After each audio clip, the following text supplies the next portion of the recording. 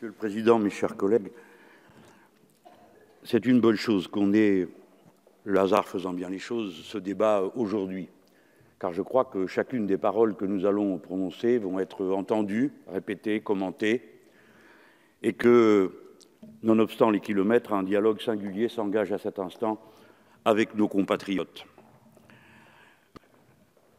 Il faut voter cette convention. Elle contient des aspects intéressants, mais elle a surtout un sens politique. Elle montre que pour la France, les Comores, l'Union des Comores, n'est pas un adversaire, n'est pas un ennemi, mais un partenaire. Et sur cette base, on peut avoir ensuite librement les autres discussions absolument indispensables avec l'Union des Comores, qui doit pouvoir prendre ses responsabilités d'une autre manière par rapport à l'exode massif de sa population vers le territoire français. Nous avons dans cette circonstance des responsabilités, nous le savons, mais l'Union des Comores en a aussi.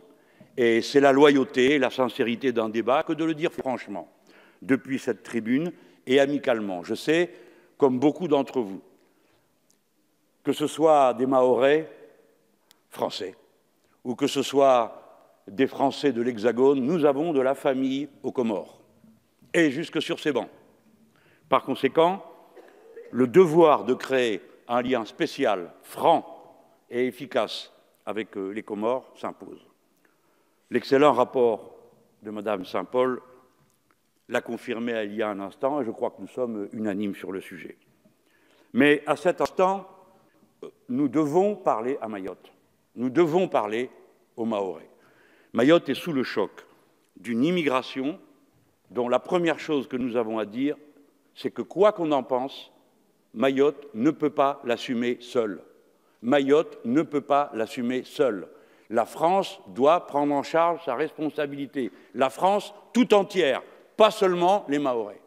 C'est le moment de se souvenir qu'entre les grandes déclarations sur Mayotte, c'est la France, et la réalité, il y a ce fait que nous ne devons pas rester sans rien faire face à la situation dans laquelle nous sommes. Il y avait encore aujourd'hui 20 000 personnes dans les rues, à Mamoudzou et ailleurs. C'est l'équivalent d'1 million de Français dans l'Hexagone qui se rassembleraient, par exemple, sur les Champs-Élysées. Je sais qu'on serait alors très à l'écoute de ce qu'ils diraient. Eh bien, il faut faire de même. Ici, nous avons une situation dont plus personne ne voit l'issue.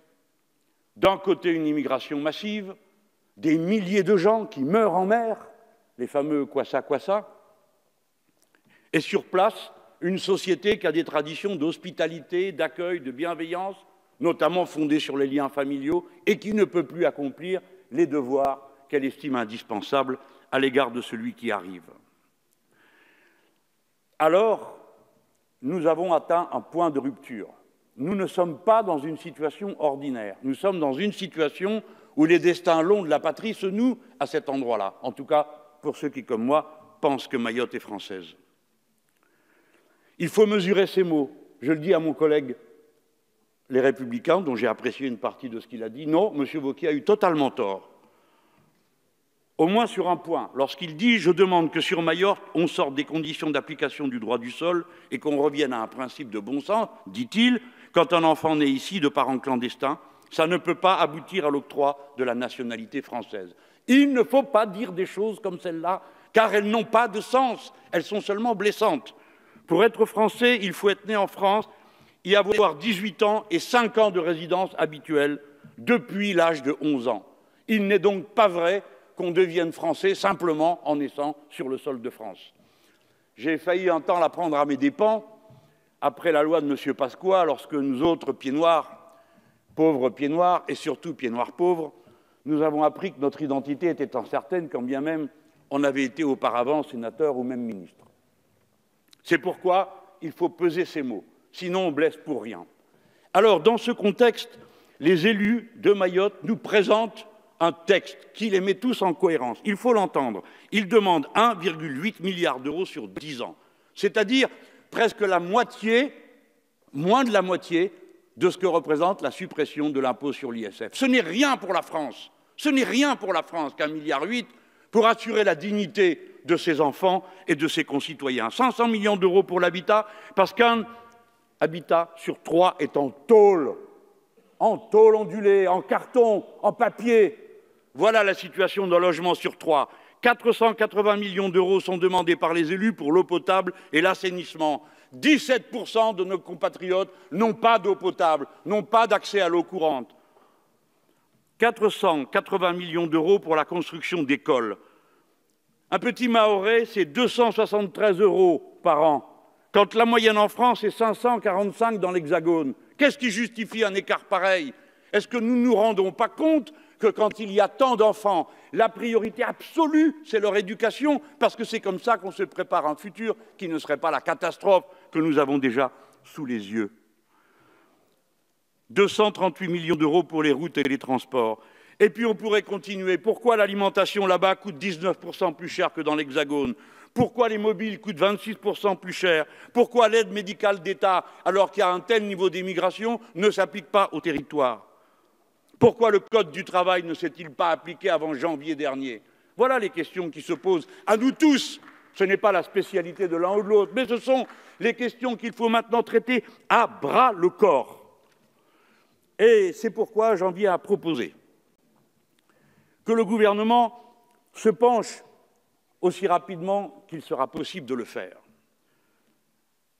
sur cette situation particulière des mineurs abandonnés, qui non seulement souffrent dans leur esprit et dans leur chair, non seulement sont dans un état d'exaspération et d'excitation, qui est peut-être le propre de la jeunesse, on le sait, au point que tout devient encore plus compliqué, mais surtout, qui pour nous est un défi moral, pour nous, la France. Qu'est-ce que c'est? 4 000, 5 000 jeunes, nous dit-on, c'est énorme pour Mayotte. Mais pour la République française, qu'est-ce que c'est? 4 000, 5 000. Mayotte ne peut pas faire face toute seule. Il faut donc, par exemple, je le propose au nom de mes amis, qu'on accueille immédiatement la totalité des mineurs abandonnés qui sont sur Mayotte en métropole et qu'ils soient répartis immédiatement dans les familles d'accueil et les institutions qui pourraient les accueillir. Immédiatement. Cela est possible. C'est une action d'urgence. Elle ne représente pratiquement aucun effort pour nous. Elle serait décisive pour Mayotte, lui donnant en quelque sorte le sentiment d'être aidé au moment où il faut l'être. Oui, 4 à 5 000 jeunes qui seraient pris en charge et éduqués, ce serait aussi un bienfait pour la France. Ma deuxième proposition est que l'on prenne immédiatement les mesures en matière scolaire. Là, c'est notre avenir. Vous savez que tout se joue en rien du tout sur 2 ou 3 classes, CM1, CM2. Bon, beaucoup de choses se préparent pour l'avenir. Aujourd'hui, on en est à avoir des roulements dans les écoles. Bon, après tout, pourquoi pas, ça peut aussi arriver. Mieux vaut aller à l'école en roulement que pas aller à l'école du tout. Mais enfin, ça ne peut pas être la situation ordinaire. Prenons les mesures d'exception qui nous permettent de pouvoir construire séance tenante des écoles et y envoyer des instituteurs. Dès maintenant, nous les avons, ici en métropole, ou ceux qui sont capables d'aller enseigner, oui, nous les avons. Nous avons des bacs plus 3 et des bacs plus 5, puisque c'est le niveau qui est exigé, à mon avis, d'une manière excessive. C'est les niveaux qu'on peut trouver très facilement en métropole. Des bacs plus 3 ou bacs plus 5 qui ne demandent pas mieux que de travailler, je vous en trouve quand vous voulez. Il faut prendre en charge tout de suite cette question scolaire, parce qu'en l'espace de 2 ou 3 ans, la situation peut définitivement couler. Mayotte est la région la plus pauvre d'Europe. M'entendez-vous, mes collègues? C'est une information, quand on la reçoit, qui est blessante pour l'idée qu'on se fait de notre pays. Eh bien, Mayotte, département français, est la région la plus pauvre d'Europe. Et il faut se souvenir avec quelle passion, pardon, je prends à mon compte cette passion, je sais que tous mes amis ne sont pas de cet avis, on va l'entendre bientôt. Ils ont voulu être français. Personne ne peut oublier comment les commandos féminins ont obtenu sur ce plan le dernier mot. C'étaient les commandos de chatouilleuses qui ont inventé la forme révolutionnaire unique au monde et jamais reproduite, qui consiste à aller chatouiller ceux avec lesquels on n'est pas d'accord pour les amener à la raison. Personne ne peut oublier tout ça. Ce sont des événements récents. Alors je vous le dis, j'entends dire que la question serait que la départementalisation n'aurait pas donné les résultats qu'on veut. Ne touchez pas au statut, ce n'est pas le moment. Tout ce qui donne l'impression que la France va être moins la France là-bas est très mal reçu par toutes les populations. Mayotte est française, elle a donc le droit d'être totalement française. Voilà le message qui doit sortir de notre hémicycle. À nos compatriotes à qui nous disons que nous leur présentons des excuses pour tout ce que nous n'avons pas su faire à temps, jusqu'au point où ils sont rendus à présent. Dans cette région, on vous l'a dit, nombreux sont ceux qui patrouillent et mènent leur guerre d'influence qui pourrait s'étendre demain jusque dans notre pays. Que l'Iran, l'Arabie saoudite et les autres utilisent leurs fonds à faire autre chose qu'à aller prêcher et peut-être aider leurs propres compatriotes et leurs coreligionnaires d'une manière qui ne les pousse pas à la rue.